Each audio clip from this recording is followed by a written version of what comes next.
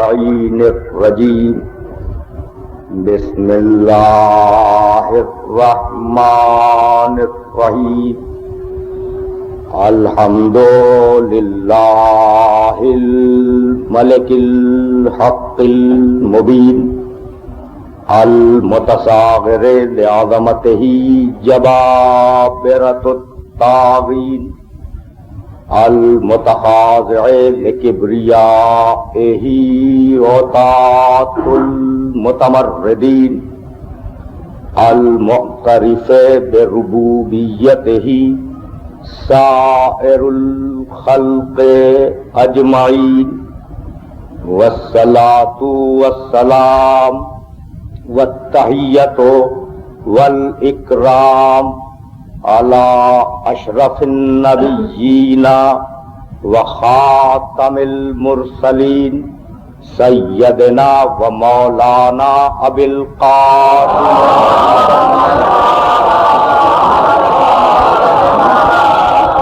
و اہل بیتہ الطیبین الطاہرین المعصومین المظلومین اما بعد فقد قال اللہ سبحانہ وتعالی فی محکم کتابہ المبین بسم اللہ الرحمن الرحیم یا ایہا الذین آمنوا استجیبوا للہ وللرسول اذا دعاکم لما یحییکم وَاعْلَمُوا أَنَّ اللَّهَ يَحُولُ بَيْنَ الْمَرْءِ وَقَلْبِهِ وَأَنَّهُ إِلَيْهِ تُحْشَرُونَ سلام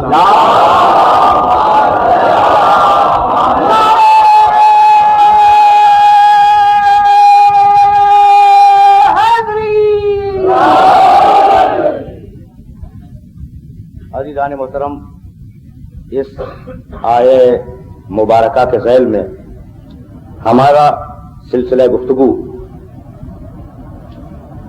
کل اس منزل پر رکا تھا کہ خدا کی دعوت اور خدا کی پکار اس کا پیغام ہے، اور رسول کی پکار اس پیغام پر عمل کروانے کا نام ہے۔ آواز بلند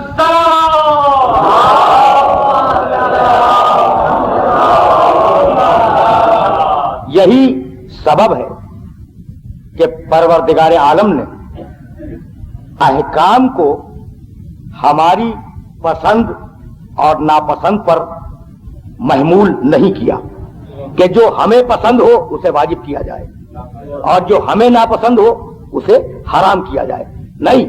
کل میں آیت پڑھ کر گزرا ہوں کہ کتب علیکم القتال وہو کرہ لکم، ہم نے تم پر جہاد کو واجب کیا ہے جبکہ تم جہاد کو ناپسند کرتے ہو۔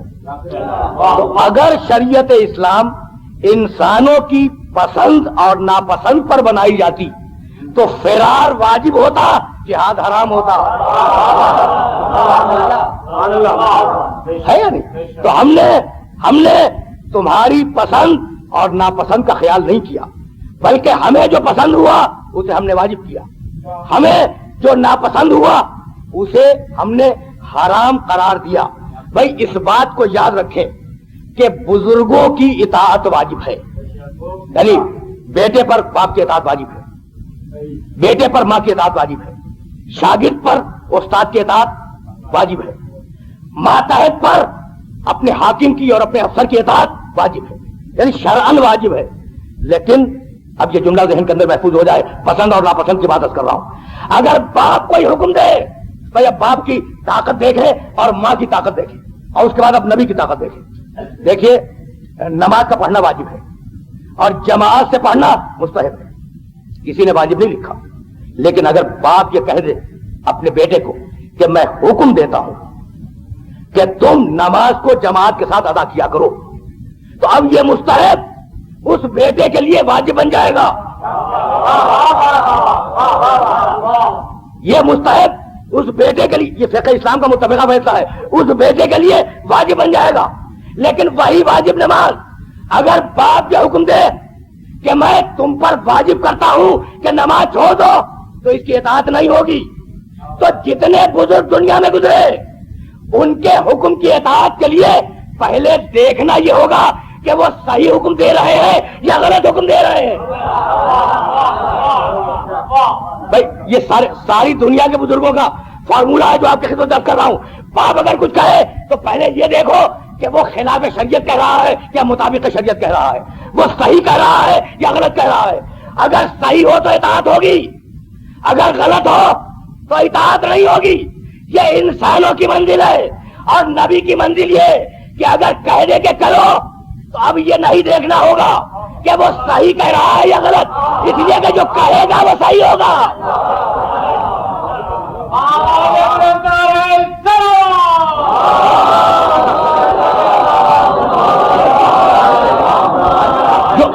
جو کہے گا وہ صحیح ہوگا اور جس سے روکے گا وہ غلط ہوگا. تو دین کو تمہاری ناپسند اور ناپسند پہ نہیں چھوڑا. جسے ہم نے واجب کیا اسے قبول کرو، جسے ہم نے حرام کیا اسے ٹھکرا دو. یعنی ہم جسے دیں اسے پسند کرو، ہم جس سے روکے اسے ناپسند کرو. یعنی میں کہنا یہ چاہ رہا ہوں کہ جو اصول پروردگار نے احکام میں رکھا وہی شخصیتوں میں رکھا کہ اب ہم جس انسان کو پسند کر لیں اسے پسند کر لینا.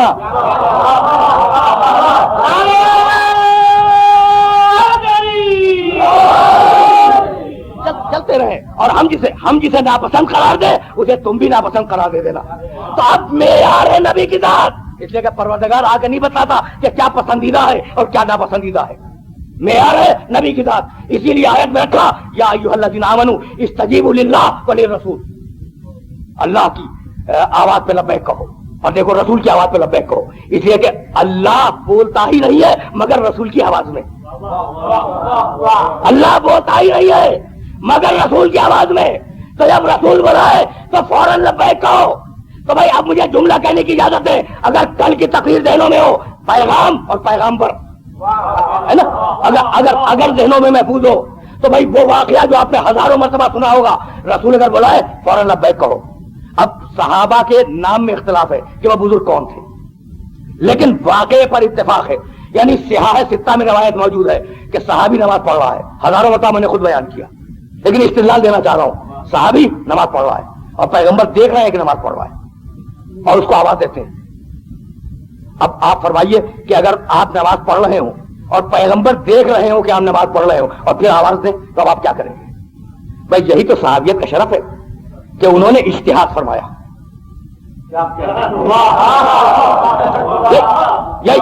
یہی صحابیت کا شرف ہے. اب نماز بھی پڑھتے جا رہے ہیں اور اجتہاد بھی کرتے جا رہے ہیں. دیکھیں نازک مرحلہ ہے، فقہی ہے نا. دیکھیں نماز کا توڑنا حرام ہے، بغیر کسی عذر شرعی کے نماز کا توڑنا حرام ہے. تو اب ایک طرف صحابی کے ذہن میں کہ رسول بتلا چکا ہے کہ نماز کا توڑنا حرام ہے، اور دوسری طرف صحابی کے ذہن میں کہ آیت کہہ چکی ہے کہ جب رسول پکارے فوراً لبیک کہو. تو اب کرے کیا؟ نماز پڑھے یا رسول کی خدمت میں جائے؟ اب کنفیوژن پیدا ہو گیا نا.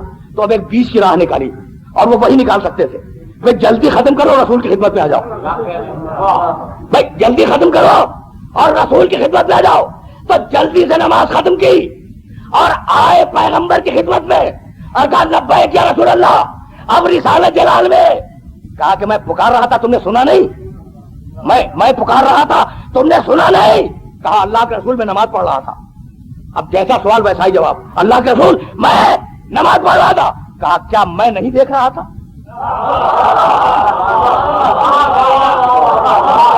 دو جملے پیغمبر نے کہے. پہلا جملہ کیا میں نہیں دیکھ رہا تھا، اور دوسرا جملہ کہ اتنا بتا دو یہ نماز تمہیں سکھلائی کس نے؟ بھائی توجہات مدول رہے. تو اب تاریخ اتنا لکھ کر خاموش ہو گئی کہ پیغمبر نے بلایا کس ارجنٹ کام کے لیے بلایا تاریخ میں نہیں ہے. بھائی دیکھیے اگر کوئی بہت ہی ارجنٹ کام ہوگا جبھی تو نماز پڑھوائی جائے گی نا. اور اگر کام ارجنٹ نہیں ہوگا, ضروری نہیں ہوگا, تو پیغمبر خود 5 منٹ انتظار کر سکتے ہیں کہ نماز ختم ہو جائے پھر اسے بلا لیں. کامن سینس کی بات ہے نا کہ 5 دقیقے پیغمبر صبر کر رہے, نماز ختم ہو جائے اسے بلا لیں. لیکن نہیں بھائی, ادھر آؤ. تو پیغمبر 2 سبق دینا چاہ رہے تھے اس ایک واقعے میں کہ بھائی آیت کی عملی تفسیر ہو جائے. اور یہ سمجھ لو کہ اگر پیغام میں اور پیغامبر میں ٹکراؤ ہو جائے, پیغام ہے نماز, پیغامبر ہے محمد, تو پیغام کو چھوڑو, پیغمبر کی خدمت میں آ جاؤ.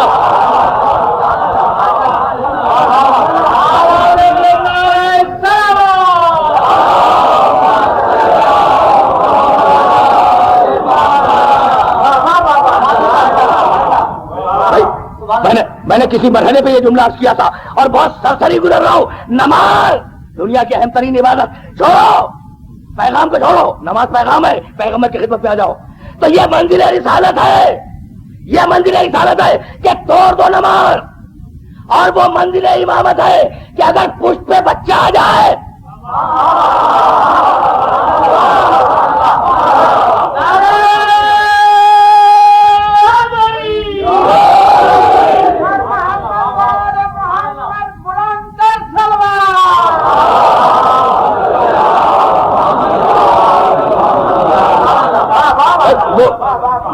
لوگ یہ سمجھتے ہیں کہ بہت ہی سہل سا واقعہ ہے, ترمذی شریف میں بھی ہے اور دوسرے بڑے بڑے محدثین نے اس واقعے کو نقل کیا ہے. بہت آسان سا واقعہ ہے فضائل کا. خدا کی قسم بچہ آ کے پیٹ پہ بیٹھ گیا, سمجھ میں نہیں آئے گا یہ واقعہ جب تک وہ ساری سچویشن آپ کے ذہن میں نہ ہو کہ کہاں آ کر بیٹھا, یعنی سمجھ میں نہیں آ سکتا جب تک پوری سچویشن ذہن کے اندر محفوظ نہ ہو. اب عرض کرو پیغمبر فرادہ نہیں پڑھ رہے ہیں, جماعت ہے نا, جماعت پڑھ رہے ہیں, یعنی پرائیویٹ لائف میں نہیں ہے, پبلک لائف میں ہے. اس بات کو ذہن کے اندر محفوظ رکھیں. کہاں پڑھ رہے ہیں؟ میدان میں نہیں, مسجد نبوی میں. پیغمبر رکوع میں نہیں ہے, سجدے میں ہے. پیغمبر کوئی اور کام نہیں کر رہے ہیں, نماز پڑھ رہے ہیں. طے ہو گئی نا بات. تو اب یوں سمجھے اس واقعے کی اہمیت کو کہ مسجد نبوی دنیا کی ساری مسجدوں میں افضل ترین مسجد. جب تو پیٹ پہ بیٹھنا سمجھ میں آئے گا, ورنہ سمجھ ہی میں نہیں آئے گا. مسجد نبی دنیا کی ساری مسجدوں میں سب سے افضل مسجد. رسول کائنات کے نماز پڑھنے والوں میں سب سے افضل نماز پڑھنے والا. جب بات سمجھ میں آئے گی, آسانی سے سمجھ میں نہیں آئے گی. مسجد نبی دنیا کی ساری مساجد میں سب سے افضل مسجد. رسول دنیا کے سارے نمازیوں میں سب سے افضل نمازی. نماز دنیا کی ساری عبادتوں میں سب سے افضل عبادت. اور سجدہ ارکان نماز میں سب سے افضل رکن.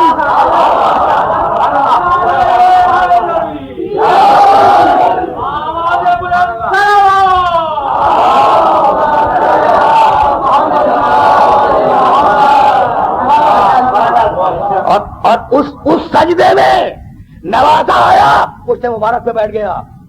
تو اب میں یہ جملہ کیسے کہوں کہ اگر آدم ہو تو آدم نماز پڑھائیں گے یا پیغمبر؟ کل میں نے منیت کی بحث چھیڑی تھی نا, مثلیت اور منیت. مثلکم ہے, منکم نہیں ہے. اور منکم ہے حدیث کے سامنے, انہ منی وانا منہم, علی منی وانا منہ, حسن منی وانا من حسن, حسین منی وانا من حسین, فاطمہ تو بدا تم منی. تو یہ ہے منیت, اس لفظ کو ذہن کے اندر رکھیں. اور وہ ہے مثلیت, انا بشر مثلکم. تو مقام منیت تک لے کے جانا ہے. آدم اور محمد اگر ہو تو نماز کون پڑھائے؟ محمد نماز پڑھائیں گے. اچھا تو سجدے میں آدم کا سر کہاں ہوگا؟ محمد کے قدموں قریب. یہی تو عرض کرنا چاہ رہا ہوں, میں یہی عرض کرنا چاہ رہا ہوں. نوح ہو, ابراہیم ہو, موسیٰ ہو, عیسیٰ ہو, کوئی نبی ہو, اگر محمد کے پیچھے نماز پڑھے تو اول تو اس کی مجال نہیں ہے کہ محمد کو نماز پڑھا سکے. اور اگر پیچھے نماز پڑھے تو اس کا سر محمد کے قدموں میں ہوگا. تو سارے نبی محمد کے تلوے کے پیچھے اور حسین محمد کی پشت کے اوپر.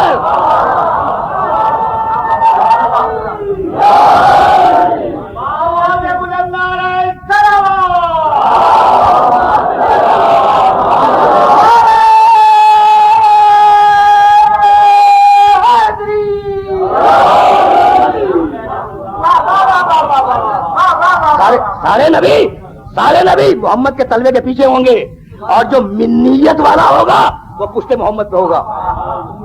اب مجھے یہ جملہ کہنے کی اجازت دے دیجئے کہ بچہ جو پشت پہ جا کر بیٹھا تو اجازت لے کے نہیں بیٹھا تھا،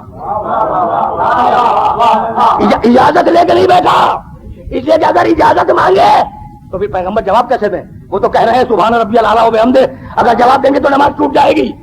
تو بچہ بیٹھا اور اجازت کے بغیر بیٹھا، اور اب پیغمبر رکے ہوئے ہیں، بھائی توجہات مزدور ہے، اب پیغمبر رکے ہوئے ہیں کہ جب تک بچہ نہ اترے پیغمبر کی نماز وہی رکی رہے گی، آگے نہیں بڑھے گی۔ بات کچھ واضح ہو رہی ہے؟ وہ تھی صحابی کی نماز، یہ ہے پیغمبر کی نماز۔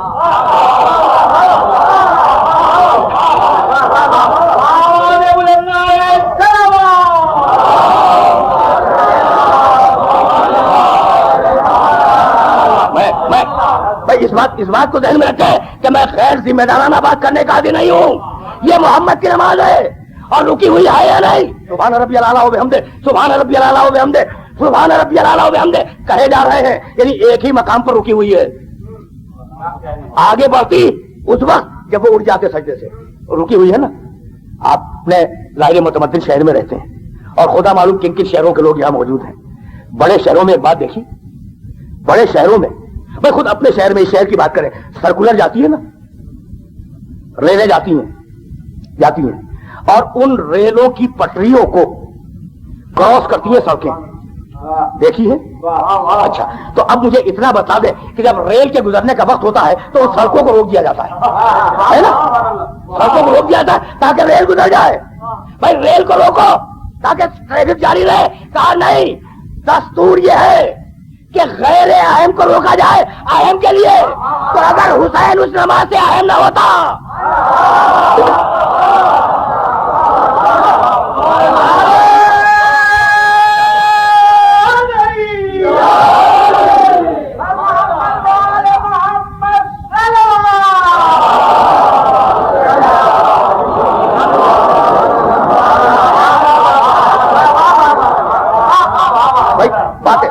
باتیں ذہن میں محفوظ ہو جائیں، اگر حسین اس نماز سے اہم نہ ہوتا تو پیغمبر کی نماز کبھی نہ رکتی حسین کے لیے۔ پیغمبر کی نماز رکی ہوئی ہے، حسین بیٹھا ہوا ہے، کیوں؟ عرض کروں، اس لیے کہ وہ ایک نماز کا معاملہ ہے، اور یہ نواسا ایسا ہے جو گردن دے کر قیامت تک کی نمازوں کو بچانے والا ہے۔ اب کچھ بات واضح ہوئی؟ نگاہ رسالت دیکھ رہی تھی تو دین کو تمہاری پسند اور ناپسند پہ نہیں چھوڑا، جو نبی کہہ دے وہ پسندیدہ، جس سے نبی روک دے وہ ناپسندیدہ۔ بھائی یہی سبب ہے کہ پیغام اور ہمارے درمیان پروردگار نے پیغامبر کو رکھا۔ بھائی یہیں سے مجھے آگے جانا ہے اور اب میرے پاس بہت زیادہ وقت نہیں ہے، یعنی آج کی حد تک بات نہیں کر رہا ہوں، کل 3 گھنٹے آج کی تقریر اور آئندہ کی 2 تقریریں، اور انہی میں مسائل کو سلب کرنا ہے، اسے بہت تیزی سے جا رہا ہوں۔ اب پیغام اور ہمارے پیغام اور انسانیت کے درمیان پیغمبر آیا، یعنی اللہ نے دین دیا پیغمبر کے ذریعے سے، اللہ نے شریعت دی پیغمبر کے ذریعے سے، اللہ نے احکامات دیے پیغمبر کے ذریعے، اللہ نے کتاب دی پیغمبر کے ذریعے۔ اللہ اب دنیا میں جو ملا وہ پیغمبر کے ذریعے ملا، اب آخرت میں جو ملے گا، جنت ملے گی پیغمبر کے ذریعے، کوثر ملے گا پیغمبر کے ذریعے، سلسبیل ملے گی پیغمبر کے ذریعے، تسنیم ملے گا پیغمبر کے ذریعے۔ تو ہے نا بھائی، دنیا میں جو ملا وہ پیغمبر کے ذریعے، اور آخرت میں جو ملے گا وہ پیغمبر کے ذریعے۔ تو جسے دنیا میں محمد کا وسیلہ نہ ملا ہو، اسے آخرت میں کیا محمد کی شفاعت خاک ملے گی؟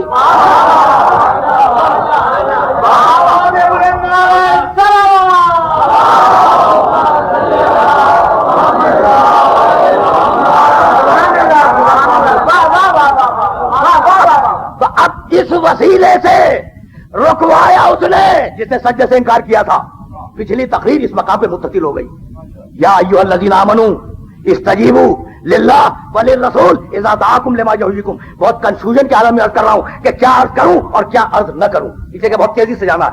اے ایمان لانے والوں، خدا اور رسول کی آواز پر لبیک کہو۔ اب برابر کا جملہ آیا سورہ نور میں، 24واں سورہ 21ویں آیت، یا ایھا الذین آمنوا، خطاب انہی سے، لا تتبعوا خطوات الشیطان، شیطان کا اتباع اور شیطان کی پیروی نہ کرنا۔ نہیں، میں نے ترجمہ درست نہیں کیا، اب لفظی ترجمہ سنیں، یا ایھا الذین آمنوا لا تتبعوا خطوات الشیطان، شیطان کے قدم پر، نقش قدم پر قدم رکھ کے نہ چلنا، یعنی وہ آگے آگے جا رہا ہو اور تم اس کے نقش قدم پر قدم رکھ کے جا رہے ہو، تو وہ یہ دونوں جملے ایک دوسرے کے اپوزٹ ہیں، رسول کی پکار پر لبیک کہنا اور شیطان کے نقش قدم پر قدم رکھ کر نہ چلنا۔ اب جو شیطان کے نقش قدم پہ قدم رکھ کے چلے گا وہ لبیک نہیں کہے گا، اور جو لبیک کہے گا وہ نقش قدم پہ نہیں چلے گا۔ تو اب اگر تاریخ میں کوئی لبیک نہ کہتا ہوا نظر آئے تو سمجھو کہ اسے نقش قدم نظر آ گئے اور ان پر پاؤں رکھ کے آگے بڑھ رہا ہے۔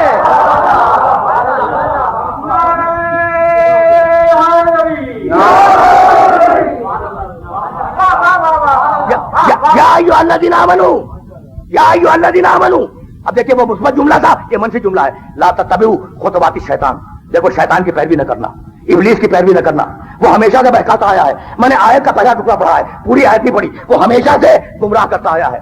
اب اگر نئی بحث چھڑ جائے کہ کیا یہ وہی ہے آدم والا، وہی جس نے آدم سے جھگڑا کیا تھا؟ بھئی کہا کس سے؟ یا ایھا الذین آمنوا، قیامت تک کے مومنین سے، اب کیا کہا؟ اس کی پیروی نہ کرنا، ہے نا؟ تو یہ وہی ہے نا آدم والا، اب ہر ایک کو بہکا رہا ہے، جبھی تو سب کو منع کیا کہ اس کی پیروی نہ کرنا۔ تو محیط بھی ہے، قادر بھی ہے، حاضر بھی ہے، ناظر بھی ہے، جبھی تو سب کو بہکائے گا۔ بھائی پوری میرے بات کو محسوس کرے تو مجھے آگے بڑھنے میں آسانی ہو جائے۔ بھائی سب کو پورے گلوب پر جہاں جہاں مومنین ہے ان سب کو منع کیا کہ شیطان کی پیروی نہ کرنا، تو سب کے لیے خطرہ تھا کہ بہکا دے، تو اب ایک ہی وقت میں سب کو کیسے بہکا سکتا ہے؟ تو حاضر و ناظر ہوا یا نہیں ہوا؟ حاضر و ناظر ہوا یا نہیں؟ تو بھائی اب مجھے جملہ کہنے کی اجازت دیجیے گا کہ بھائی شیطان کو تو سب حاضر و ناظر مانے، اور اگر ہم کہیں محمد حاضر و ناظر،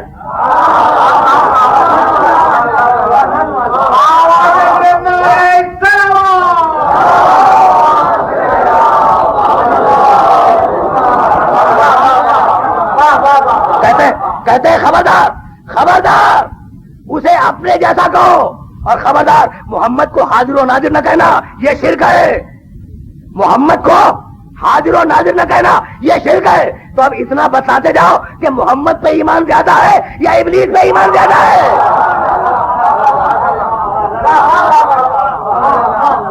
ہے نا قابل غور بات؟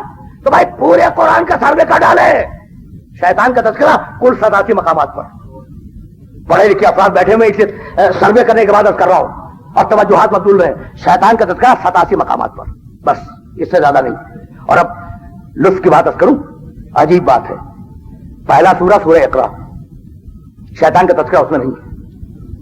اچھا ابتدائی جتنے بھی سورے ہیں وہ سب جا کے دیکھ لیجیے گا ترتیب نزول کے ساتھ، سورہ اقرا میں شیطان کا تذکرہ نہیں، ابلیس شیطان کچھ نہیں، سورہ حمد جو آپ روز پڑھتے ہیں نماز میں نہیں ہے، سورہ کوثر نہیں ہے شیطان کا تذکرہ، سورہ والضحیٰ شیطان کا تذکرہ نہیں ہے، سورہ مزمل نہیں ہے شیطان کا تذکرہ، سورہ مدثر شیطان کا تذکرہ نہیں ہے۔ تو ابتدائی جتنے سورے ہیں نا ان میں کہیں شیطان کا ذکر نہیں ہے، اور اب جیسے لوگ مسلمان ہوتے گئے ویسے ویسے شیطان کا ذکر آتا گیا۔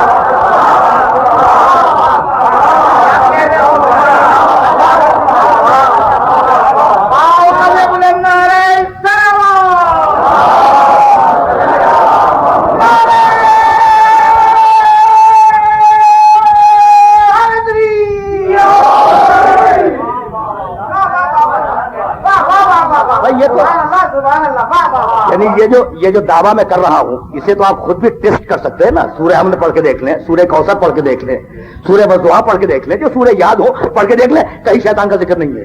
اور اب جب مسلمان بننے لگے لوگ تو اب دھیرے دھیرے شیطان کا ذکر آیا، اور اس شان کے ساتھ آیا کہ ہم نے قوم عاد کو ہلاک کر دیا اس لیے کہ شیطان نے اسے گمراہ کیا تھا۔ اب انٹروڈیوس ہو رہا ہے، متعارف ہو رہا ہے شیطان، ہم نے قوم سمود کو تباہ کیا اس لیے کہ شیطان نے قوم سمود کو گمراہ کر دیا تھا، اسے فریب دے دیا تھا۔ ہم نے قوم لوط کو ہلاک و تباہ و برباد کر دیا اس لیے کہ شیطان نے اسے گمراہ کیا تھا۔ اب جیسے جیسے مکی زندگی بڑھ رہی ہے ویسے ویسے شیطان کا تذکرہ بڑھ رہا ہے۔ بھائی بہت توجہ رکھیے گا، جیسے جیسے مکی زندگی بڑھ رہی ہے مسلمان بڑھ رہے ہیں، ویسے ویسے شیطان کا تذکرہ بڑھ رہا ہے، اور اب یہاں تک کہ ہجرت کا وقت آ گیا، اور اب قرآن نے آواز دی جعلنا لکل نبی عدوا شیاطین الجن والانس، ہم نے تو ہر نبی کے ساتھ شیطان رکھا تھا. میں توجہ رہے، آدم کے ساتھ شیطان ہے، نوح کے ساتھ شیطان ہے، ابراہیم کے ساتھ شیطان ہے، موسیٰ کے ساتھ شیطان ہے، عیسیٰ کے ساتھ شیطان ہے، ادریس کے ساتھ شیطان ہے. قرآن کہہ رہا ہے کہ پروردگار نے فرمایا کہ ہم نے ہر نبی کے ساتھ شیطان کو رکھا. کیوں رکھا؟ تاکہ مکمل بدی کے مقابلے میں مکمل نیکی ابھر کے سامنے آ جائے، تاکہ مکمل بدی کے مقابلے پر مکمل نیکی ابھر کے سامنے آ جائے. اس لیے ہم نے ہر نبی کے ساتھ ایک شیطان کو معین کر دیا. تو اب ہر نبی کے ساتھ ایک شیطان ہے. اب محمد کے ساتھ بھی تو ہے نا، وہ بھی انبیاء میں شامل ہے. تو جب تک مکے میں رہیں گے ساتھ رہے گا، اور جب پیغمبر مدینے جائیں گے تو کیا مکہ ہی میں رہ جائے گا؟ نہیں، کوشش کرے گا کہ ساتھ جائے.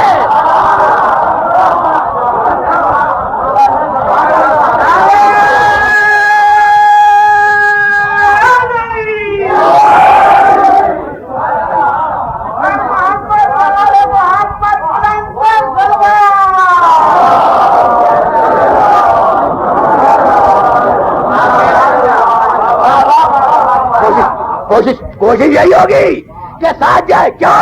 اس لیے کہ پیغام بھی آخری ہے، پیغمبر بھی آخری ہے. یعنی پوری شدت سے اسے حملہ کرنا ہے. بے توجہات مبذول ہے، پوری شدت سے چونکہ اسے حملہ کرنا ہے. آخری پیغام، آخری پیغمبر، اس لیے کوشش کرے گا کہ ساتھ رہے. بھائی توجہات مبذول ہے، پوری تاریخ اٹھا کے دیکھیں کہ کس مقام پر کس طریقے سے گمراہ کرتا چلا. آدم کے گھر میں گھس گیا. اگر آدم کے گھر میں نہ گھسا ہوتا تو قابیل کبھی حابیل کو قتل نہ کرتا.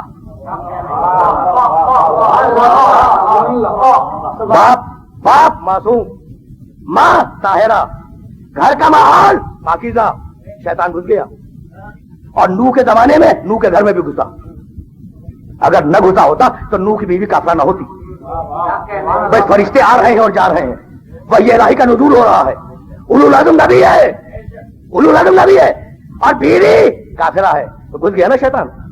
بیٹا کافرہ ہے، گھس گیا نا شیطان. تو بھائی یہی فرق ہے رسالت میں اور منیت میں. توجہ رہے، یہی فرق ہے رسالت میں اور منیت میں، کہ رسالت کے گھر میں شیطان گھس جائے، اور جہاں منیت ہو وہاں شیطان تو شیطان، فرشتہ بھی چادر میں اجازت کے بغیر نہ جا سکے.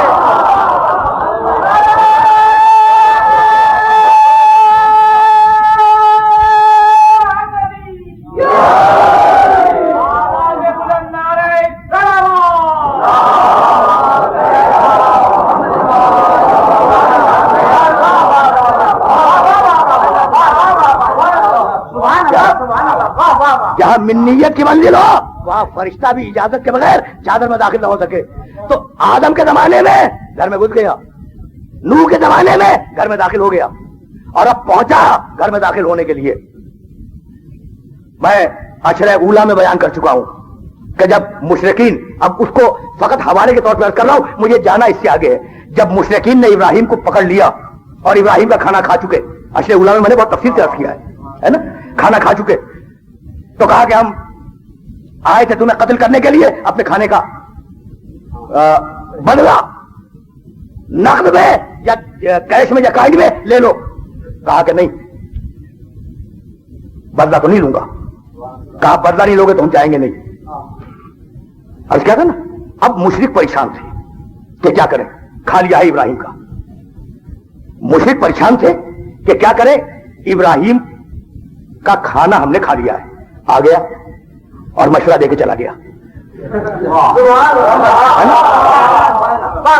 آ گیا اور مشورہ دے کے چلا گیا. تفصیلات میں مجھے جانا نہیں، مجھے تو آگے جانا ہے.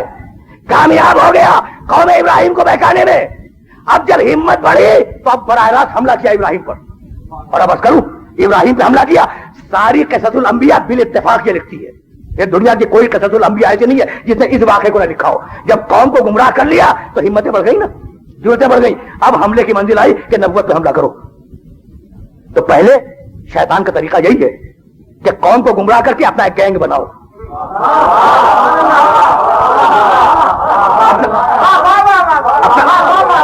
اپنا ایک گروہ بناؤ، اور جب گروہ بن جائے جب نبوت پہ حملہ کرو۔ اب اسماعیل کو سجا کر بنا کر کہا تھا نا ماں سے، اسماعیل کی ماں سے ابراہیم نے کہ میں بیٹے کو ایک دوست سے ملانے لے جا رہا ہوں، ذرا اچھے لباس پہنا دو۔ اب دوست سے ملانے لے جا رہے ہیں، ماں کے علم میں تو یہی ہے، اور واقعہ یہ ہے کہ ابراہیم نے نعوذ باللہ غلط نہیں فرمایا، اس لیے کہ اللہ خلیل اللہ کہہ چکا تھا۔ یعنی میں اس لیے حضرت ابراہیم علیہ السلام کی طرف سے یہ جملہ عرض کر رہا ہوں کہ بزرگوں نے لکھا ہے تاریخ میں کہ ابراہیم علیہ السلام نے زندگی میں 3 جھوٹ بولے۔ پہلا جھوٹ تو وہ تھا کہ کہنے لگے سورج خدا ہے، چاند خدا ہے، ستارہ خدا ہے، قرآن میں بھی اس واقعے کا تذکرہ ہے۔ دوسرا جھوٹ یہ تھا کہ بیوی کو بہن کہہ دیا، اور تیسرا جھوٹ یہ تھا کہ لے جا رہے ہیں ذبح کرنے کے لیے اور کہہ رہے ہیں کہ دوست سے ملانے لے جا رہا ہوں، ہے نا۔ خدا کی قسم بزرگوں نے لکھا ہے، میں حوالے کہاں تک دوں کہ ابراہیم نے پوری زندگی میں 3 جھوٹ بولے۔ اب میں عرض کروں بھائی سورہ مریم میں ہے وذکر فی الکتاب ابراہیم، ابراہیم کا تذکرہ کرو، وہ صدیق بھی تھا نبی بھی تھا، تو قرآن تو کہے کہ صدیق ہے، قرآن تو کہے کہ صدیق ہے، اور تم کہو کہ اسے 3 جھوٹ بولے، تو اب تمہاری نگاہ میں صدیقیت کا معیار سمجھ میں آ گیا کہ صدیق وہ جو 3 جھوٹ بولے۔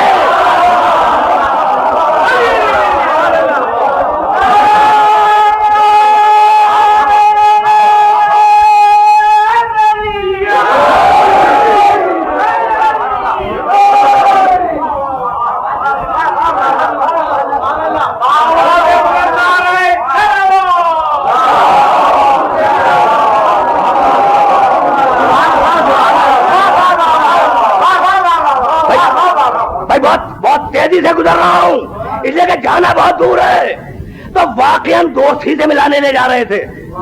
قربانی کے بعد کیا روح اسماعیل ابراہیم کے دوست کے پاس میں پہنچتی؟ تو کہہ چکا ہے نا کہ یہ میرا دوست ہے، اور بھائی چچا اور بھتیجے میں الگ الگ رشتے ہیں، ایک چچا ایک بھتیجا ہے نا، باپ اور بیٹے میں الگ الگ رشتے ہیں، ایک باپ ایک بیٹا ہے، لیکن بھائی میں دونوں طرف بھائی ہیں، دوست میں بھی ایسا ہی ہے، دونوں طرف دوست ہیں، یہ اس کا دوست ہے وہ اس کا دوست ہے۔ جب اللہ نے کہا کہ ابراہیم خلیل اللہ ہے، اللہ کا دوست ہے، تو پھر اللہ بھی تو ابراہیم کا دوست ہے نا۔ تو عین صدق تھا، سچا جملہ تھا جو ابراہیم نے کہا، یعنی مکمل سچا جملہ ہے، لیکن چونکہ ماں کا دل تھا برداشت نہیں کر سکتی تھی، اس لیے جملے میں لپیٹ کر وہ بات کہہ کے چلے گئے، ہے نا۔ اب نبوت پہ حملہ کرنے آیا، کہا ابراہیم تمہارے دل میں بیٹے کی محبت نہیں ہے؟ سمجھ گئے؟ اب امامت کی منزل ہے نا، سمجھ گئے؟ کنکر مارا، کچھ بھاگ گیا، جب کنکر مارا بھاگ گیا، کچھ دیر کے بعد پھر آیا، کہا ابراہیم اس کی ماں کیا سوچے گی؟ سمجھ گئے کہ وہی ہے، لباس بدل کے آیا ہے، تو لباس بدلتا ہے،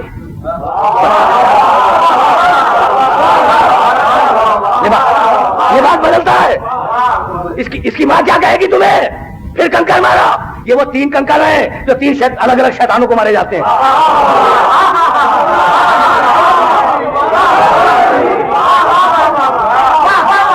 بھائی توجہات بدل رہے ہیں۔ اب تیسری مرتبہ سوچ کے آیا کہ ابراہیم اگر تم نے اسے ذبح کر دیا تو ماں کو تو سمجھا لو گے، لیکن ماں کے قبیلے والے تمہیں زندہ نہیں چھوڑیں گے، یعنی اب ابراہیم کی ذات کو انوالو کیا، سمجھ گئے؟ پھر پہچان گئے، پھر کنکر مارا چلا گیا۔ اب جب دیکھا کہ دال نہ گلی نبی کے پاس، تو اب آیا نبی کے گھر کے دروازے پر، اس لیے کہ ایک تجربہ ہو چکا تھا، نوح کی بیوی کو بہکا چکا تھا، اور یقین ہو چکا تھا کہ نبی کی بیوی بہرحال بہک سکتی ہے۔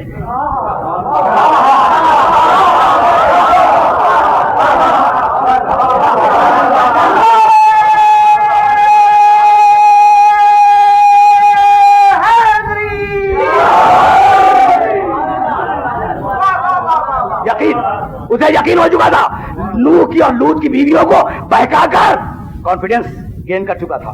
اب طے کیا کہ نبی کی بیوی کو بہکاؤں گا، آیا دروازہ کھٹکھٹایا، اسماعیل کی ماں دروازے پہ آئی، کہا تم کون؟ کہا میں ابراہیم کی زوجہ۔ کہا تمہارے پاس ایک پیغام لایا ہوں۔ کہا کیا؟ کہا کہ ابراہیم تمہارے شوہر ہے نا؟ کہا کہ ہاں۔ بھائی ایک ایک قصص الانبیاء، جتنی بھی انبیاء کے سلسلے میں کتابیں لکھی گئی ہوں ان سب میں اس واقعے کو دیکھیے گا جا کر۔ اور اگر نہ ملے گریبان پکڑ لیجیے گا.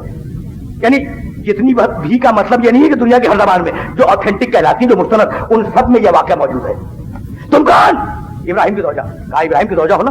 کہا کہ ہاں. کہا تمہیں کچھ معلوم ہے تمہارے شوہر کی حالت کیا ہے؟ کہا کیا ہے؟ کہا عقل ختم ہو گئی. کہا ہوا کیا؟ کہا بیٹے کو لے جا رہے ہیں ذبح کرنے. اب ماں ہے تھوڑی دیر کے لیے مانتا تو بہرحال آئی.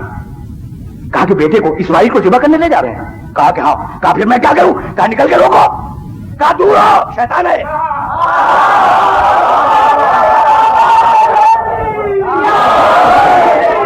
کہا دور ہو. کہا بھاگ جا شیطان ہے. کہا بیوی میں جا رہا ہوں لیکن اتنا بتاؤ کہ پہچانا کیسے؟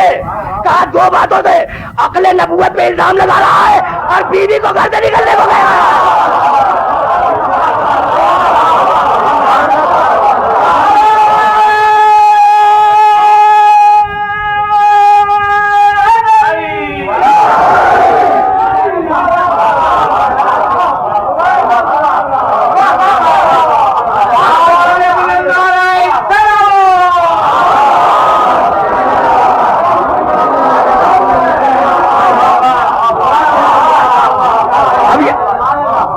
اب یہ وہی ہے جو محمد کے ساتھ مدینے میں لگا ہوا ہے,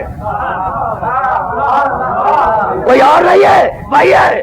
تو اب ضرورت تھی نا کہ پیغام کے ساتھ پیغامبر کی بھی پوری حفاظت کی جائے. عرض کروں گا کہ اس شیطان کا رول کیا رہا, لیکن بھائی جملہ تو سنیں جو قرآن نے کہا. میں نہیں کہہ رہا ہوں جو قرآن نے کہا. اب حفاظت پیغمبر کی ضرورت ہے. اگر پیغمبر محفوظ رہا تو پھر پیغام بھی محفوظ رہے گا, اور اگر پیغمبر پہ حملہ ہو گیا تو پھر پیغام براہ راست حملے کی سطح پہ آ جائے گا. اس لیے سورہ حجرات میں آواز دی. اب وہ لوگ جو قرآن فہمی کا ذوق رکھتے ہیں انہیں خصوصیت کے ساتھ متوجہ کر رہا ہوں. بھائی دو برابر کی آیتیں, سورہ حجرات 49واں سورہ قرآن مجید کا. آج کی ترتیب کے اعتبار سے اس ترتیب کا نام ہے ترتیب تلاوت. پہلا سورہ حمد, دوسرا سورہ بقر, تیسرا سورہ آل عمران, چوتھا سورہ نساء, پانچواں سورہ مائدہ, چھٹا سورہ انعام. اس طریقے سے چلا. لیکن کیا یہ نزول کی ترتیب ہے؟ نہیں, ترتیب نزول کچھ اور ہے. پہلا سورہ اقرا. تو ترتیب تلاوت کے اعتبار سے سورہ حجرات 49واں ہے. یہ کوٹیشن اس لیے ہے کہ جو میرے محترم سننے والے جا کر دیکھنا چاہے وہ 49ویں سورے کو اٹھا کے دیکھیں. اور ترتیب نزول کے اعتبار سے اس سورے کا نشان ہے 109. 108واں ہے سورہ جمعہ, 109واں ہے سورہ حجرات. بعض لوگوں نے الٹ کے بھی لکھا ہے کہ 108واں سورہ حجرات, 109واں سورہ جمعہ. یہ میں اس لیے کر رہا ہوں کہ مفسرین میں اختلاف رہا ہے. اچھا تو کل کتنے سورے ہیں؟ فرما رہے ہیں 114. اچھا تو جو سورہ 109واں ہوگا وہ محمد کی آخری زندگی کا ہوگا یا نہیں ہوگا؟ ہے نا, بہت سیدھی سادی بات ہے. 2+2 برابر ہے 4 کے. تو اب رسول کی آخری زندگی کے لمحات کا سورہ ہے 109. 2-4 سورے اور آئیں گے, پیغمبر دنیا سے چلے جائیں گے. یہی تو ہے نا, 5 اور آئیں گے, اس کے بعد پیغمبر چلے جائیں گے پیغام دے کر کے. تو بالکل آخری زندگی کا ہے. اور اس کی پہلی اور دوسری آیتیں, زیادہ زحمت بھی نہیں دینا چاہ رہا ہوں. بسم اللہ الرحمن الرحیم. یا ایھا الذین آمنوا, آیت پھر وہی یا ایھا الذین آمنوا لا تقدموا بین یدی اللہ ورسولہ واتقوا اللہ ان اللہ سمیع علیم. یا ایھا الذین آمنوا, پھر یا ایھا الذین آمنوا لا ترفعوا اصواتکم فوق صوت النبی ولا تجهروا له بالقول كجهر بعضکم لبعض ان تحبط اعمالکم وانتم لا تشعرون. پہلی اور دوسری آیتیں ٹھنڈے دل سے ترجمہ سنو. یا ایھا الذین آمنوا, اے ایمان لانے والو. بھئی اگر سرنامے کلام کی آیت ذہن میں محفوظ ہے جب ہی اس آیت کے ترجمے کا لطف ہے. خدا اور رسول کی آواز پر لبیک کہو, ہے نا, ایک ساتھ رکھا. خدا نے رسول کو اپنے ساتھ رکھا, اور اب اس آیت میں خدا نے رسول کو اپنے ساتھ رکھا. یا ایھا الذین آمنوا لا تقدموا بین یدی اللہ ورسولہ. دیکھو ایمان لانے والو, اللہ اور اس کے رسول سے آگے بڑھنے کی کوشش مت کرنا. عجیب بات ہے, آگے چلنے کی, آگے بڑھنے کی. تقدم کے معنی ہے آگے بڑھنا, آگے چلنا, آگے ہونا. دیکھو خدا سے بھی آگے نہ ہونا, رسول سے بھی آگے نہ ہونا. واتقوا اللہ, اور دیکھو اللہ کا تقوی اختیار کرنا. ان اللہ سمیع علیم, اللہ سننے والا بھی ہے, جاننے والا بھی ہے. بھائی تقدم کی 2 ہی قسمیں ہیں, بڑھنا تقدم یعنی بڑھنے کے ہے نا. اب آپ کوئی بات فرما رہے ہیں اور میں آپ کی بات کو کاٹ دوں, یہ بھی تقدم ہے. عربی زبان میں یہ بھی تقدم ہے کہ آپ کوئی بات فرمائیں اور میں آپ کی بات کو کاٹ دوں, یہ تقدم ہے. میں آگے بڑھ گیا تو اب بات میں بھی رسول سے آگے بڑھنے کی کوشش نہ کرنا, اور چال میں بھی رسول سے آگے بڑھنے کی کوشش نہ کرنا. ان اللہ سمیع علیم, اللہ سننے والا ہے اور اللہ جاننے والا ہے. یہ جملہ کیا بربنائے بیت تفریحاً رکھ دیا ہے؟ پورے قرآن میں ایسے جملے بہت ملیں گے, سمیع البصیر, ہو سمیع البصیر, سمیع علیم, علیم الحفیظ, بہت ہے نا. تو کیا یہ برائے بیت رکھے گئے ہیں کہ یہاں پہ چونکہ آیت ختم کرنی ہے اس لیے رکھ دو؟ نہیں, تقدم کی دو ہی قسمیں ہیں, یا قول میں آگے بڑھے یا چال میں آگے بڑھے. تو وہ سمیع ہے سننے والا, وہ سمیع ہے سننے والا, اگر بات میں آگے بڑھے سن لے گا. وہ علیم ہے جاننے والا, اگر چال میں آگے بڑھے جان لے گا. تو خبردار اس سے آگے ہونے کی کوشش نہ کرنا. اب سنیے گا, یا ایھا الذین آمنوا, اے ایمان لانے والوں. اس کے فوراً بعد کیا ہے, لا ترفعوا اصواتکم فوق صوت النبی, نبی کی آواز پر اپنی آواز کو بلند نہ کرنا. کجہر بعضکم لبعض, جیسے تم ایک دوسرے کو پکار لیتے ہو اور باتیں کر رہے ہو آپس میں, تو بولتے بولتے کسی نے اپنی بات منوانے کے لیے زور سے کہہ دی, تو خبردار نبی کی صحبت میں آواز کو بلند نہ کرنا. کجہر بعضکم لبعض, جیسے تم ایک دوسرے کے ساتھ کرتے ہو. تم جیسا ہوتا تو اجازت دے دیتا.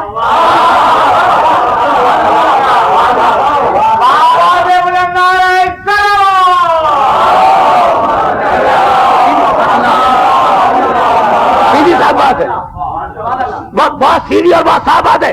تم جیسا ہوتا تو میں اجازت دے دیتا کہ تم اس کی آواز پہ آواز بلند کر دو جیسے آپس میں کرتے ہو, لیکن نہیں, خبردار نہ اس سے آگے ہونا نہ اس کی آواز پر آواز کو بلند کرنا. اور اگر کر دیا تو جملہ سنیں, ان تحبط اعمالکم وانتم لا تشعرون, بھائی تمہارے اعمال حبط ہو جائیں گے اور تمہیں اس کا شعور بھی نہیں ہوگا. بھائی اگر حبط سمجھ میں آ گیا تو میری محنت سوارت ہو گئی. حبط ہے ہائے ہوتی, بے تو حبط, دو لفظ ہیں عربی زبان میں, ایک ہے ضبط اور ایک ہے حبط, اور ان دونوں میں فرق ہے. یہ نہیں کہا کہ یہ کہا کہ انتحبط اعمالکم, انتثبت اعمالکم, تمہارے اعمال ضبط ہو جائیں گے, یہ نہیں ہے. ضبط کا مطلب ہے کہ چیز ہو اور چھین لی جائے, اور حبط کے معنی ہے کہ چیز کو مٹا دیا جائے, ہو ہی نہیں. دیکھیں اب میں اس کی ایک مثال اور دے دوں. بھائی بہت توجہ رکھیے گا. اگر کوئی شخص نماز میں کوئی غلطی کر دے تو نماز تو غلط ہو گئی نا. بھائی توجہ, نماز غلط ہو گئی لیکن رہی تو نماز, تو یہ ہو گئی ضبط. ہے نماز لیکن ضبط ہو گئی کیونکہ غلطی ہو گئی. جب تک اعادہ نہیں کرے گا یا اس غلطی کو درست نہیں کرے گا وہ قبول نہیں ہوگی, ضبط ہو گئی, ہے نا. اور اگر بغیر وضو کے پڑھے یا قبلے کی طرف پیٹ کر کے پڑھے تو نماز ہی نہیں ہوئی. تو ایک ہے غلط نماز, ایک ہے غلط نماز, اور ایک ہے نماز کا نہ ہونا. تو حبط کے معنی عمل کا بالکل مٹا دینا.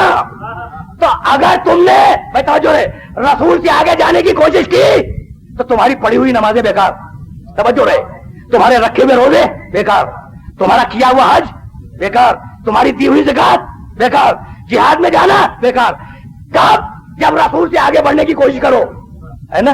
تو اب اگر رسول سے آگے بڑھے تو اب روزہ برباد ہو یا نہ ہو, نماز تو برباد ہو گئی نا. بھائی اگر کوئی رسول سے آگے ہو جائے تو روزہ برباد ہو یا نہ ہو, نماز تو برباد ہو گئی نا. تو جب رسول سے آگے کھڑے ہو کر نماز پڑھنے میں نماز کے برباد ہونے کا خطرہ ہے تو نماز جماعت پر ناز کیسا ہے کہ ہم نے رسول کو بنا دی.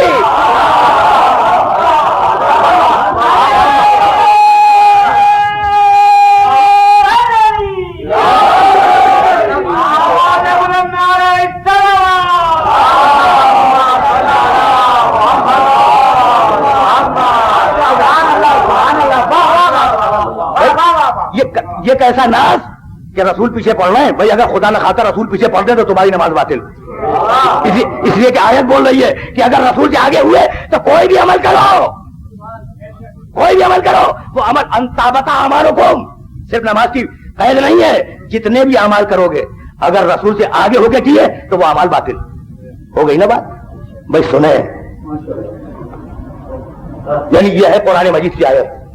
جب 39 دن گزر گئے تو پیغمبر کہنے لگے کہ واللہ لأعطین رایۃ غدا رجلا کرارا فراری.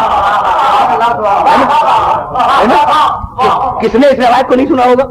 لأعطین رایۃ غدا رجلا کرارا فراری یحب اللہ ورسولہ یحب اللہ والرسول لا یرجع حتی یفتح اللہ بین یدیہ. ترجمہ میرے سارے بزرگوں نے سنا ہے, لیکن میں چونکہ ایک لفظ سے استفادہ کرنا چاہ رہا ہوں اس لیے سرسری گزر رہا ہوں. واللہ خدا کی قسم ضرور بھی ضرور علم دوں گا کل رجل کو, کرار کو, غیر فرار کو, خدا اور رسول کے محب کو, خدا اور رسول کے محبوب کو. محب محبوب دونوں لفظ ہیں, رجل کرار غیر فرار محب محبوب. اور اس کے بعد آخری جملہ لا یرجع حتی یفتح اللہ بین یدیہ, وہ واپس نہیں آئے گا جب تک کہ خیبر کو فتح نہ کر لے. یعنی سارے جملے تنزیہ ہیں, رجل بھی تنزیہ ہے, کرار میں بھی تنز ہے, غیر فرار میں بھی تنز ہے, اور اس آخری جملے میں بھی ہے کہ لا یرجع وہ واپس نہیں آئے گا.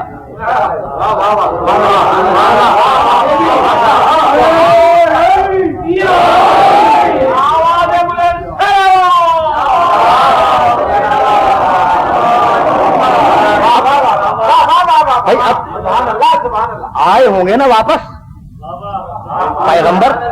پیغمبر بے مصرف کوئی جملہ نہیں بولتا, تو آئے ہوں گے 39 دن تک واپس آئے ہوں گے. یہ بھی پیغمبری جملہ کا ہاں ہے, تاریخ میں ہے کہ آئے واپس. اور تبری میں تو میں نے اپنی آنکھوں سے دیکھا ہے کہ سردار بھی آیا, لشکر بھی آیا. اور اب تبری کا جملہ سنیں گے, خود اپنی آنکھ سے دیکھ کے عرض کر رہا ہوں. یجبنہم ویجبنونہ, جب دونوں آئے سردار بھی اور لشکر بھی, تو لشکر نے کہا کہ یا رسول اللہ پہلے سردار بھاگا بعد میں ہم بھاگے, ہے نا. لشکر نے کہا کہ یا رسول اللہ پہلے سردار بھاگا پھر ہم بھاگے. سردار نے کہا کہ نہیں یا رسول اللہ پہلے لشکر بھاگا بعد میں ہم بھاگے. تو اب ایک طرف لشکر بھی تو صحابہ کرام ہی سے پر مشتمل ہے نا, تو ایک طرف اکیلے کا قول, دوسری طرف پورے صحابہ کا اجماع, تو کس کو مانا جائے؟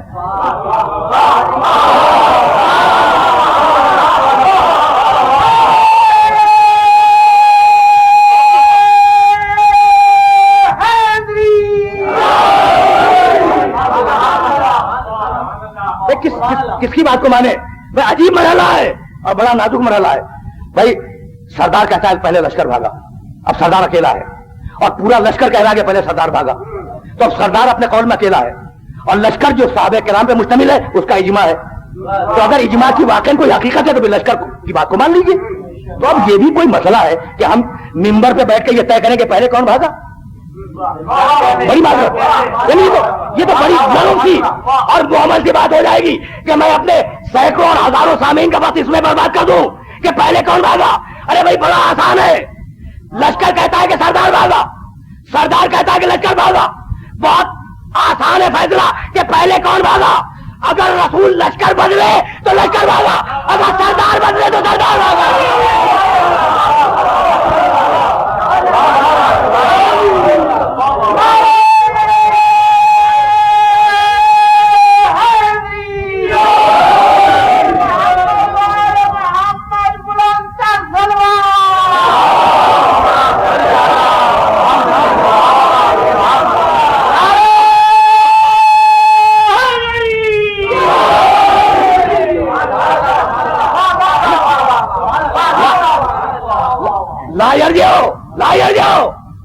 اللہ بنے یدیہ, اسی کی طرف اشارہ تھا پیغمبر کا. بخاری شریف میں بھی روایت ہے ذرا سی لفظوں کی تبدیلی کے ساتھ, واپس نہیں آئے گا. لا یرجع یہ رجوع سے ہے نا, واپس نہیں آئے گا جب تک خیبر کو فتح نہ کر لے. اور یہ رات کو کہا, دوسرے دن علی کے ہاتھ میں علم تھما دیا, اور علی نے جیسے ہی علم لیا گھوڑے پہ سوار ہوئے, اب چلے. دیکھیے یہ تقدم نہیں ہے, رسول کھڑے ہیں, علی جا رہے ہیں. اب ظاہر ہے جب ایک کھڑا ہوگا اور ایک جائے گا تو جو جانے والا ہے وہ آگے تو جائے گا نا, یہ تقدم نہیں ہے. دونوں چل رہے ہو اور ایک آگے بڑھ جائے یہ تقدم ہے, یا دونوں کھڑے ہو اور ایک آگے کھڑا ہو جائے یہ تقدم ہے نا. تو رسول کھڑے ہیں, علی جا رہے ہیں, اب علی کی پیٹھ ہے رسول کی طرف, ہے نا, جا رہے ہیں, تقدم نہیں ہے. لیکن ابھی 2 قدم بھی نہیں گئے تھے تو روک لیا اسے، گھوڑے کو لگام کھینچ لی. اب تقدم ہو گیا یا نہیں؟ رسول پیچھے، علی آگے، اور منہ ادھری ہے. اب پشت ہے رسول کی طرف. بھئی یہ ساری تاریخوں میں جملہ ہے. پشت ہے رسول کی طرف، چہرہ ہے میدان خیبر کی طرف. کہتے ہیں الا متا یا رسول اللہ، اللہ کے رسول کب تک لڑوں؟ الا متا یا رسول اللہ، اللہ کے رسول کب تک لڑوں؟ کہا حتی یقولوا لا الہ الا اللہ و محمد رسول اللہ، اور جب تک کلمہ نہ پڑھے لڑتے رہنا. کہا لبیک یا رسول اللہ، چلے گئے. اب وہ جو بزرگ قرآن فہمی کے بنیادی طور پر ماہرین بیٹھے ہوئے تھے نا، کہنے لگے یا رسول اللہ تقدم تو ہو گیا. میں توجہ رہے اللہ کے رسول تقدم تو ہو گیا نا، تقدم تو ہو گیا. اب بولے کہ اللہ کے رسول یہ علی کی کون سی تہذیب ہے؟ بھائی چہرہ ادھر ہے میدان کی طرف، پشت ہے آپ کی طرف، میں موڑ کے پوچھ لیتے. اول تو شرافت یہ تھی کہ گھوڑے کو موڑتے واپس آتے، اور واپس آنے کے بعد پوچھتے کہ یا رسول اللہ کب تک لڑوں. اور اگر گھوڑا موڑنا پسند نہیں تھا، جلدی میں تھے، تو کم سے کم چہرہ تو موڑتے. کہا بھائی مجھ سے کیا پوچھتے ہو، جاؤ علی سے پوچھو. اب آئے علی کے بعد، کہا یا علی تم نے کیا کیا، یا علی یہ تم نے کیا کیا؟ کہا بھائی کل ہی تو رسول نے کہا تھا کہ واپس نہیں آئے گا جب تک خیبر کو فتح نہیں کر لے.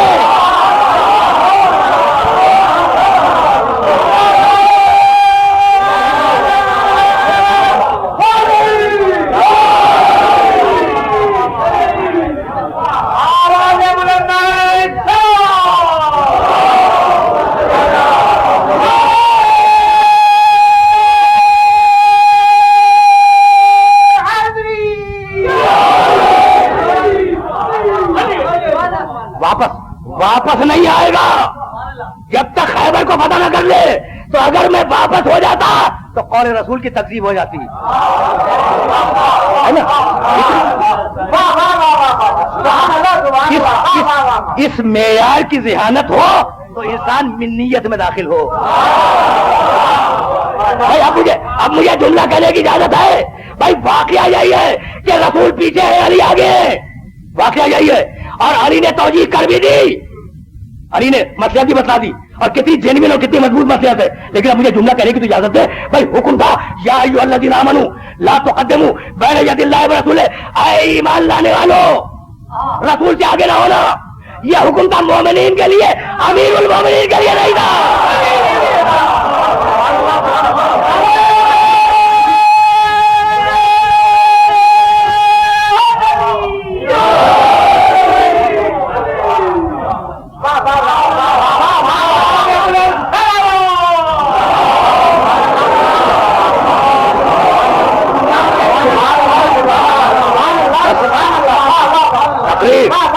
تقریر اپنے آخری مراحل میں داخل ہوئی. یہ حکم مومنین کے لیے تھا، امیر المومنین کے لیے نہیں تھا. اس لیے کہ خیبر سن 7 ہجری میں، فتح مکہ سن 8 ہجری میں اگر تقدم پہ اعتراض کرو گے تو کل دوش محمد پہ کھڑا ہونے والا ہے.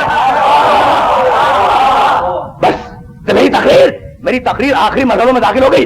پشت نبی جائیداد خاندان محمد ہے. یہ جملہ ذہن کے اندر محفوظ ہو جائے. نبی کی پشت، نبی کا دوش، یہ خاندان نبی کی جائیداد ہے. میں کیسے آپ کی خدمت میں عرض کروں؟ مجھے جانا ہے مصائب تک، لیکن ایک جملے کا سہارا چاہ رہا ہوں. میں کیسے آپ کی خدمت میں عرض کروں کہ 3 شخصیتوں کے علاوہ چوتھا دوش محمد پہ نہیں دیکھا گیا. یا فتح مکہ کے دن علی دوش محمد پہ نظر آئے، اور یا عید کے دن جب رسول ناقے کی صورت میں تھے تو حسن اور حسین دوش محمد پہ نظر آئے. مسجد میں کبھی تفصیلات عرض کروں گا، اس واقعے کی بھی تفصیلات کسی دن عرض کروں گا. مسجد ہے، دونوں دوست بیٹھے ہوئے ہیں، کسی بزرگ صحابی کی نگاہ پڑی تو اچھا لگا انہیں. کہنے لگے نعم المرکب، کتنی اچھی سواری ہے. بس یہ سننا تھا کہ رحمت للعالمین کو جلال آ گیا. کہا یہ کہہ رہے ہو نعم المرکب؟ ارے بھائی یہ بھی تو بہت نعم الراکب، سوار کتنے اچھے ہیں.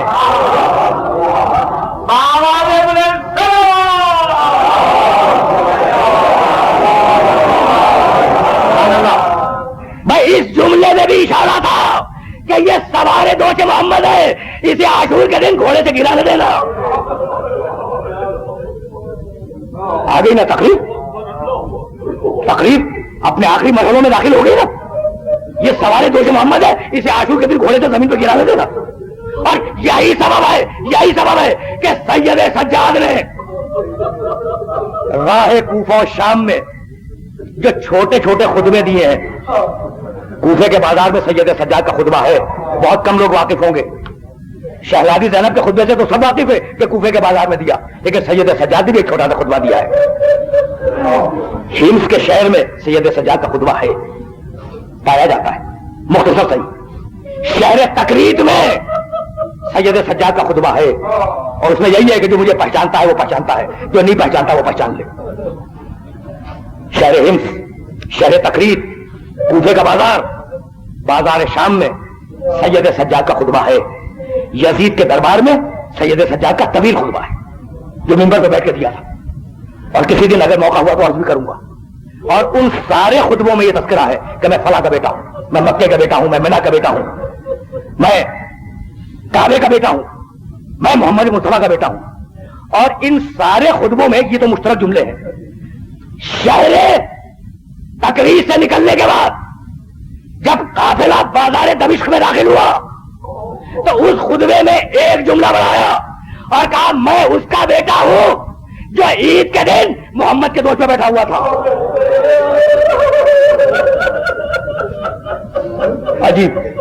अजीब मरहला फिक्र है। मैं उसका बेटा हूं जो ईद के दिन मोहम्मद के दोस्त पे बैठा हुआ था। कब कहा यह जुमला, कब कहा? भाई दो चार जुमलों की जहमत है। बाजार दमिश्क में काफिला आया, दमिश्क यजीद का दारुल हुकूमत। मैं बाबू साहब का तस्करा कर रहा था ना। बाबू साहब हर बड़े शहर में जो दारुल इमारा था, सबसे बड़े इख्तियार आला के रहने का घर, उसका नाम था दारुल इमारा। उसका जो मेन दरवाजा था, बुनियादी दरवाजा, उस पर एक घड़ी नस्ब की जाती थी और उस दरवाजे का नाम होता था बाबू साहब।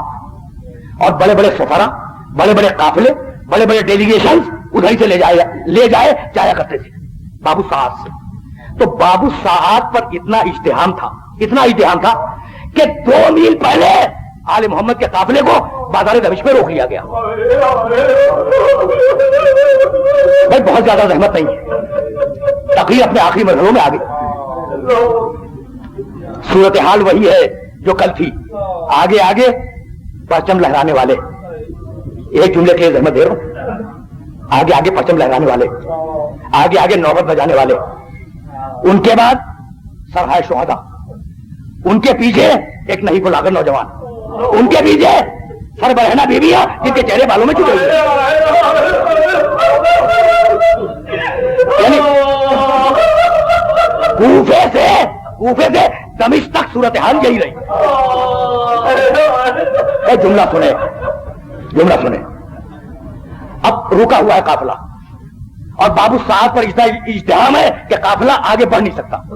पीछे इतने लोग आ चुके हैं कि काफिले को पहुंचाया भी नहीं जा सकता। काफिला खड़ा हुआ है। सैयद सज्जाद का नाका जिस मकाम पर खड़ा था उसके बिल्कुल ऐन सामने एक मस्जिद थी। उस मस्जिद का दरवाजा खुला और एक बूढ़ा दमिश्की निकला, और निकलने के बाद उसने सैयद सज्जाद की सूरत देखी और कहने लगा, खाज़लकुमुल्लाह, अल्लाह ने अच्छा किया जो तुम्हें रुस्वा कर दिया। अल्लाह ने अच्छा किया जो तुम्हें रुस्वा कर दिया। कहने लगे, अल्लाह हमें क्यों रुस्वा करेगा? और उसके बाद आयत पहुंची, इन्नमा युरीदुल्लाहु लियुज़हिबा अन्कुम रिज्सा अहलल बैत।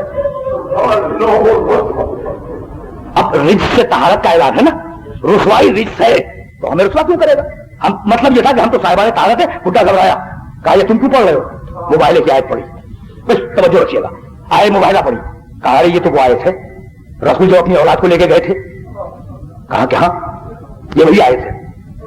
अभी ये बात हो ही रही थी कि हालता की आयत पढ़ी, यूफून बिन नज़र व यखाफून यौमन काना शर्रुहु मुस्ततीरा व युतइमून अत्ताअमा अला हुब्बिही मिस्कीनन व यतीमन व असीरा। कहा ये तो उस वक्त की आयत है जब हसन और हुसैन बीमार हुए थे और सबने रोजा रखा था। कहा कि हाँ। कहा ये तुम क्यों पढ़ रहे हो? कैदी इन आयतों को तुम क्यों पढ़ रहे हो? कहा कि मैं वो हूं कि जिसका बाप ईद के दिन मोहम्मद के گاڑی پہ سوار ہوا تھا. اب جملہ متصل ہو گیا. اس جملے کے لیے میں نے آپ کو سمجھ دی. آخری جملہ. اب وہ بوڑھا گھبرا گیا. اب پوری صورت حال ذہن میں آئی نا. گھبرایا. کہا تیرا نام کیا ہے؟ کہا علی. کہا باپ کا نام؟ کہا حسین. کہا بھائی حسین جو فاطمہ کا بیٹا تھا. بس آپ نے گریہ کیا. آپ نے گریہ کیا. تقریر آخری مرحلے میں داخل ہو رہی ہے. وہی حسین. کہا بھائی حسین جو فاطمہ کا بیٹا تھا. کہا کہ ہاں. بس یہ سننا تھا کہ بوڑھے نے ایک مرتبہ گھبرا کے کہا کہ فرزند رسول میں آپ کو تو پہچان گیا, لیکن بس اتنا اور بتلا دے کہ یہ لاکھوں میں بیویاں کون ہیں. اللہ, اتنا اور بتلا دے کہ یہ لاکھوں میں بیویاں کون ہیں. ارے کہا کیا پوچھتا ہے؟ شہزادی زینب ہے, شہزادی ام کلثوم ہے. کہا فرزند رسول مجھے اجازت دے کہ میں آپ کے ناکے کے سامنے لیٹ جاؤں تاکہ یہ ناکے مجھے کچلتے ہوئے گزر جائے اور میں قیامت کے دن رسول اللہ دکھاؤں کہ یا رسول اللہ میں نے آپ کی بیٹیوں کی صورت نہیں دیکھی. وَسَيَعْلَمُ الَّذِينَ ظَلَمُوا أَيَّ مُنْقَلَبٍ يَنْقَلِبُونَ رَبَّنَا تَقَبَّلْ مِنَّا إِنَّكَ أَنْتَ السَّمِيعُ الْعَلِيمُ. پروردگارہ اس عبادت کو قبول فرما. پروردگارہ ہمیں کامل ایمان فرما. ہمیں اسوہ معصومین پر چلنے کی توفیق کرا. تعجیل فرما.